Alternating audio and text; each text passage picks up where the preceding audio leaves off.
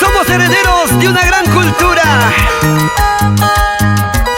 Por eso difundimos lo nuestro de corazón y con orgullo. Camilo Angulo Flores, Jorge Yamoca, Jaime Ponce y Julio Condori. Condor Producciones. ¡Ajá! ¡Príncipes del Perú!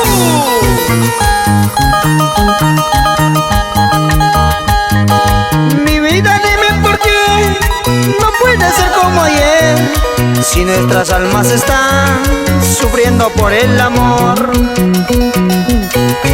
Entonces dime por qué no me puede perdonar, si el error que cometí muy caro ya lo pagué.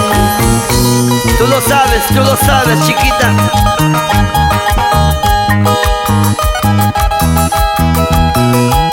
Perdonar es divino, mujer. ¿Acaso no lo sabes? El error que cometí ya pagué. Ahora pido tu comprensión y devuélveme tu amor, que sufriendo estoy por ti.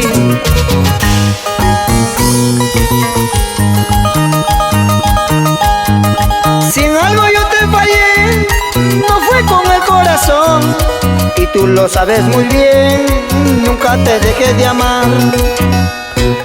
Entonces dime por qué vamos a llorar, si tú me quieres a mí, ven a la felicidad. ¡Así! Es como el agua o como el río, cuando enfurece cambia de cauce, lo lleva todo, lo arrasa todo, sin importarle el daño que hará. ¡Ajá! Es como el agua o como el río, cuando enfurece cambian de cauce, lo lleva todo, lo arrasa todo, sin importarle el daño que hará. Y ya no sufras, oye Vicente Bomalí, Fernando Cervantes Sosa, en la provincia de Camaná.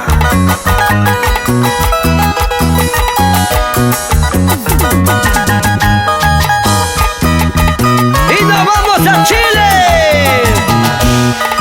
Oye, Hugo Rojas, ¡echa ya! Santiago, Calama, Antofagasta, Iquique, Arica. Y ahí están Rafael Quispe y esposa Paola, José Chambi y Epifania.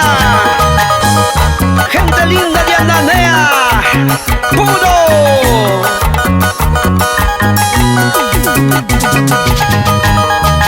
Ven a bailar, ven a gozar, ven a vacilar, así, así, toda la noche, toda la noche.